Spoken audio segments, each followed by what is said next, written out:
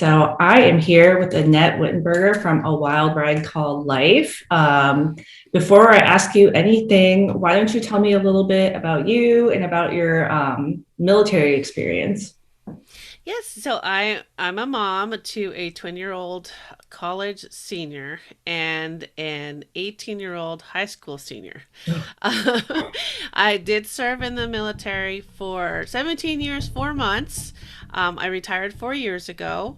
I was a chemical officer and I was dual military as well. My husband's still in. Yeah, that's right. You guys are Yeah, moving soon, right? and we are. And we're Yeah. UCSing this summer. So you know how that goes. First time empty nesters. I don't know how to do that. But yeah, I'm just going to leave it to God for right now. But along with that, I decided to not do a 9 to 5 because one, I wasn't emotionally ready because the transition from the military was very difficult for me. Two, I just felt like something was missing and I needed to start from within. And that was my self healing journey of coming to terms with I do deal with a lot, and I chose to say that I live with my mental illness and not suffer from it. And that was a huge step for me. So that comes with the Wild Ride Call Life, where I started sharing it with the world. I used to write in secret, but I decided, you know what? I need to own this because I was tired of pretending. And then I started the podcast, The Truths We Mhm. Hide, where where I was talking about myself. But I also have not just military affiliated people on there, but anyone out there that is suffering in silence and they just want a place to share without being judged. And so that's what I do. I'm along I do a lot of things because I'm so passionate about it. So I am writing a book that'll be out Wow. at it. I just really feel passionate about ending the stigma on mental health and suicide prevention and all that. And so many people are out there that just want to help. And so I'm in that helping capacity. If I can do it, then I'm going to do it. So yeah. Yeah, no, that's what I mean. I know you in many capacities, but I mean you're doing a lot of everything, and all of it's fantastic. I mean you freelance, right, in multiple places. I know the podcast has really grown. Tell me about the course you just started.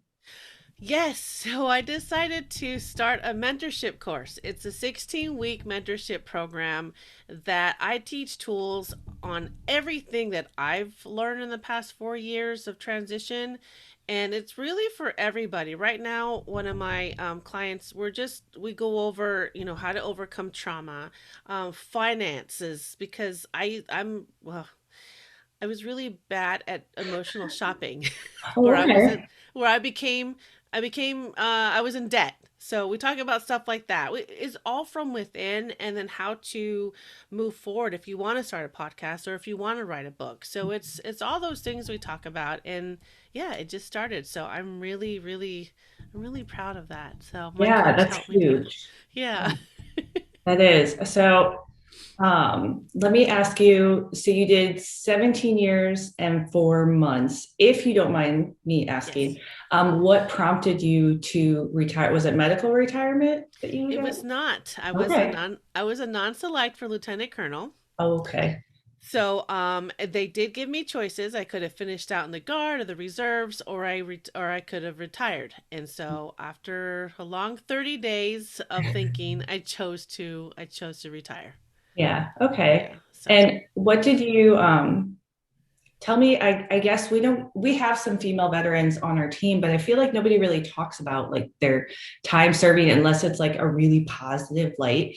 Tell me maybe like your favorite thing about serving, and then maybe some of the lessons you learned or things that were maybe not so fun and pleasant. yeah, no, absolutely. So I did love my time. There were times where I wanted to quit, and I did actually put in my paperwork to get out, and it was denied. I think it was just Wow. God. I think God was like, "Nope, you're not done yet." So, okay. The soldiers.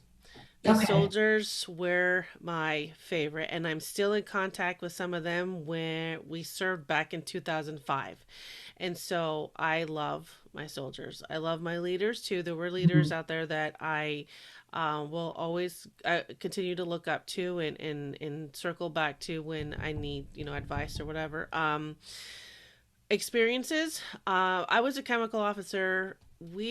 So if you think of chemical warfare, wearing those NBC masks, everything that people hated, because you felt suffocated. No one liked going into the gas chamber. So I did that type of training. But when we didn't do our annual training, I served in other capacities where I learned about training. We went to the range, shoot guns. I loved, love, love that.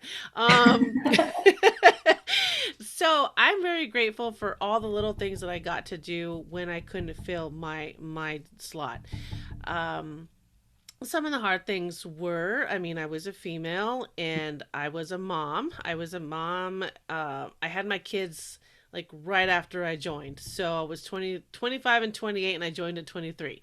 Got Okay. married, had kids, and so all of that. That was very difficult being dual military and who's going to be that role, like Yeah. who's going to be the one that takes them to daycare, who's going to pick them up. So that was very challenging. That was really hard, especially when you had bosses that were like, okay, make it work. And Yeah. so I just you just made it work, and sometimes it sucked, and I'd bring them to work with me sometimes, and I'd leave work early or leave on time, bring them back and get McDonald's on the way, and they would eat at work. There was just things like that that had to happen. So, You just, um, you sound like a mom. You just do what you got to do, unfortunately. It's, yeah. yeah. Do you think, since you still keep in contact with some of the people, and I know you're heavily involved in the military and veteran community, do you think that things have improved for women in the military, especially like with childcare and parenting, or not? I oh, I don't think they've really improved. Okay. Yeah. I mean, I do see changes, like with breastfeeding and with time off because, or, Mhm. after you have a baby, maternity leave. That's the word I was trying to think of. Because I mean, I went to work after when my Oh daughter was yeah, six standard. weeks old. Yeah. So now I know they're trying to push for that change, which is huge. So I mean, but still, this is God. It's been 20 years since Yeah. I joined, so it's like really, but they're trying. They're trying, not I fast enough, know. but they're trying. So I mean, just a little bit here and there. I think it's just hard because you're supposed to be tough and not so soft, I guess was the Yeah. word that we've seen over time. So, um, I think we just need to keep voicing our concerns because the females are not going to stop joining. They're not going to stop serving. Yeah. They want to do it too. And we just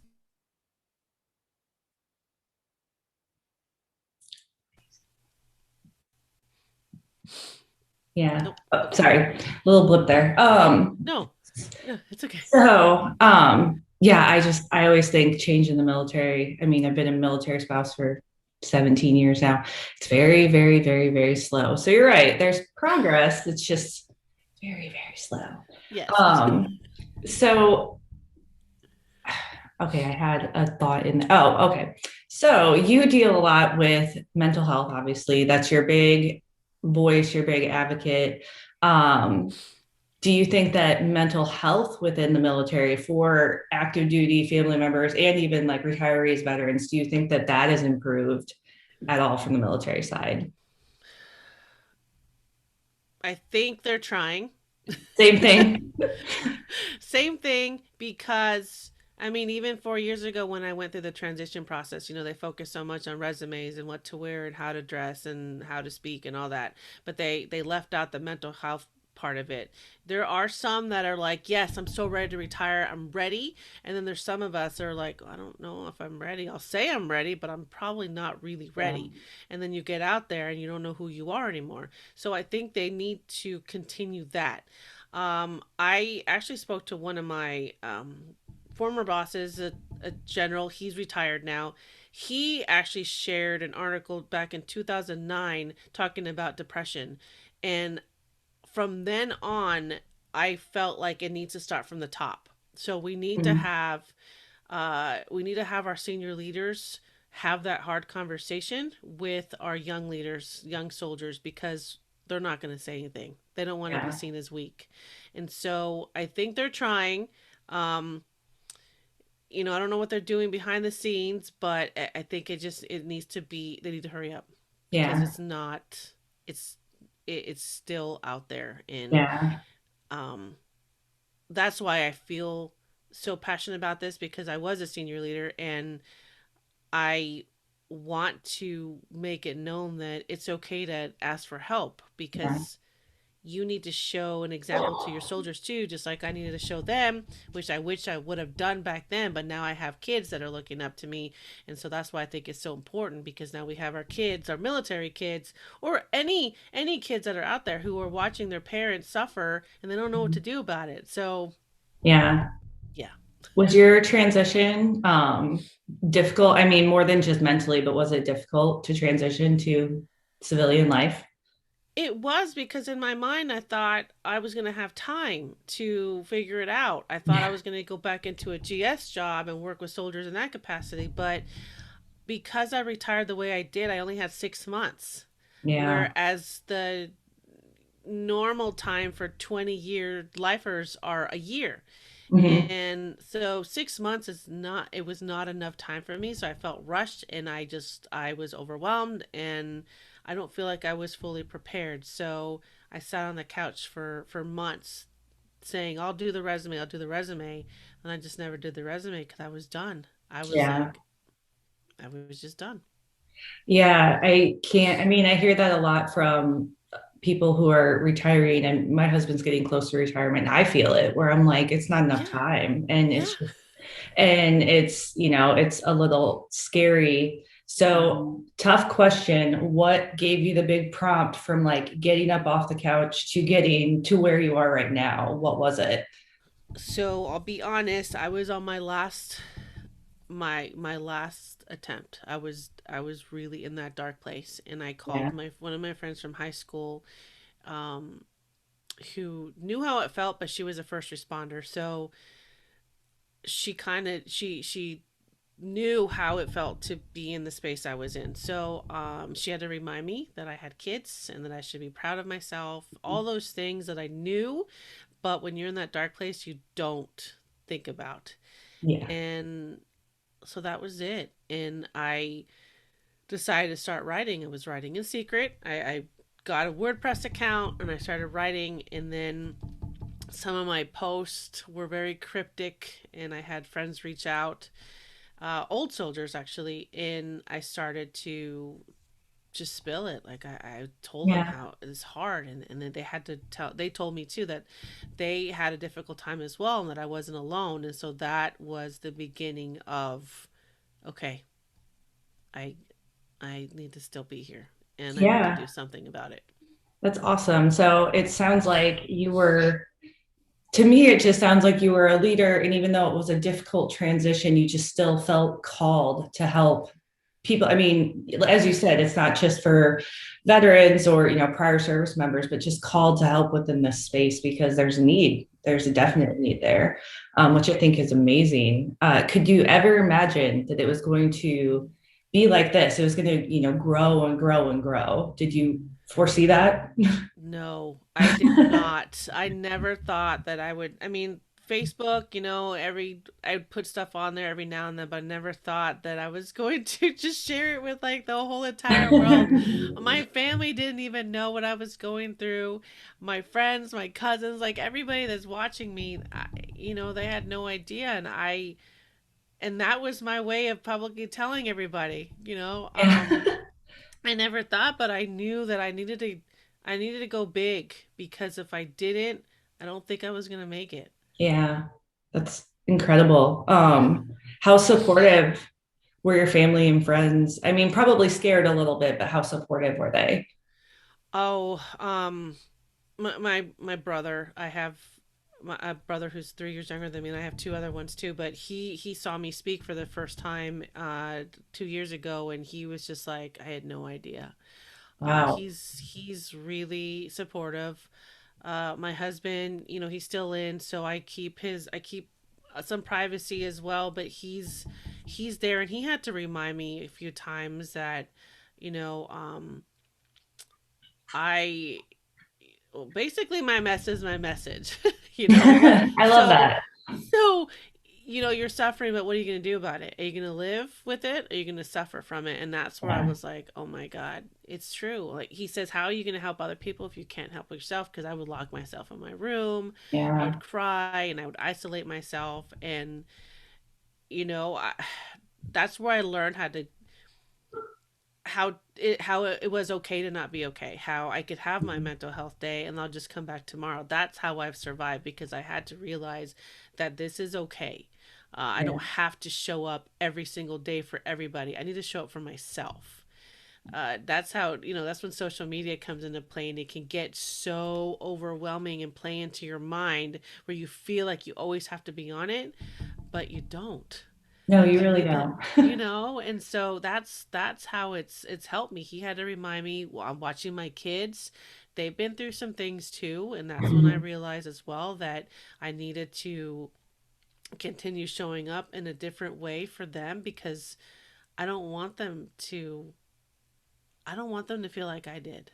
I don't want them to think that the only way out is through the worst way out, Yeah. that you can still talk about it. And so that's where we are. We've It's taken a long time, but we're actually able to communicate. And but 18-year-olds and 20-year-olds, they know everything, so you can only do so much, but at least we can have that conversation when they're ready. Yeah, no, that's it's just so amazing. I think that's the biggest thing is just communication. Everybody feels like they've got to hide it. And so that's why I love what you do is you're just like, I love that actually. My mess is, Yeah, my your message, your mission. message. Yeah. Yes. But like I love that. And oh my gosh. So you write for, I know that you write for Association of Military Spouse Entrepreneurs. Who else have you written for or other podcasts you've been on? You're kind of, like I said, I feel like I see you everywhere. So I just started writing for Freedom Sisters magazine, owned by Army vet Carrie Jeter, and I'm just starting to write for the Quiet Day magazine. So I'm trying to, all that has to do with the mission I'm on. So I mhm. don't just go, oh, just write for you. We all are like-minded and like-hearted that want to help and give back. So yes, I'm doing that, but most importantly is this book. So I've been Yeah, trying to um trying to finish. Well, it's finished, but it's in the editing phase. But still, I yeah. keep going back like, oh my God, I forgot to add this. I forgot to add this. It's a never-ending process. So yeah. That's That's what book I'm two, doing. you just save it for the next one. There you Yeah, that's true. That's true. go.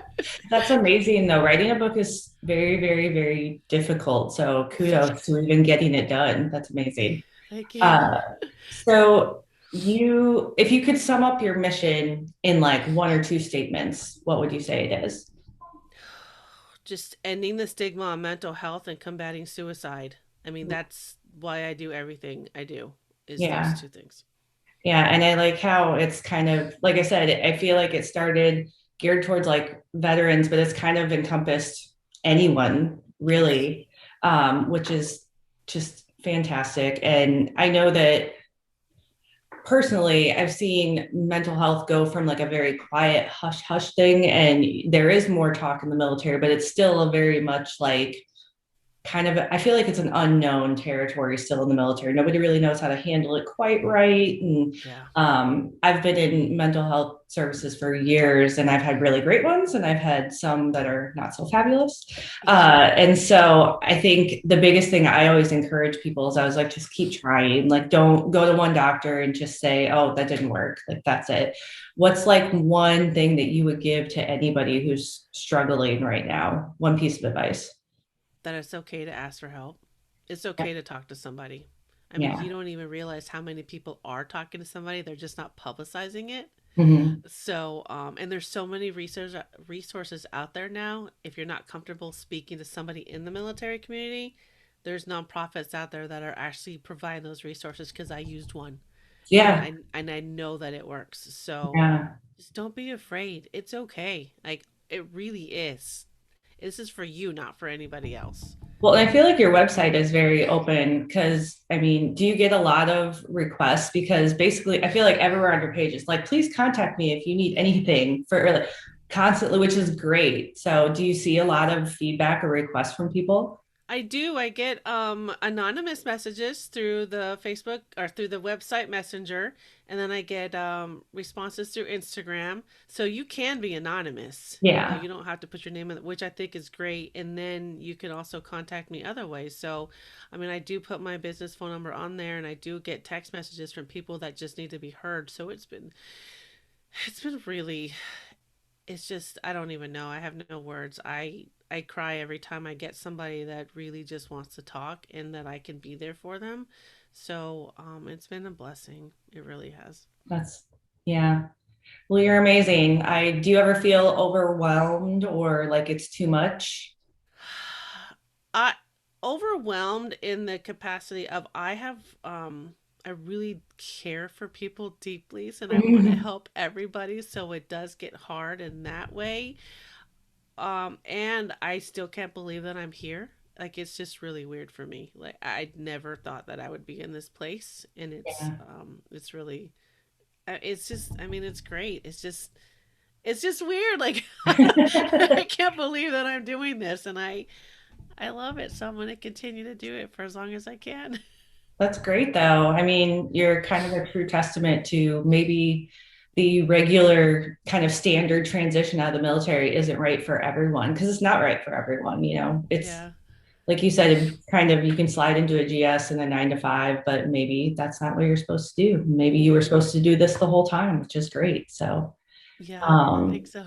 yeah. So tell everybody where can they find you? All the places.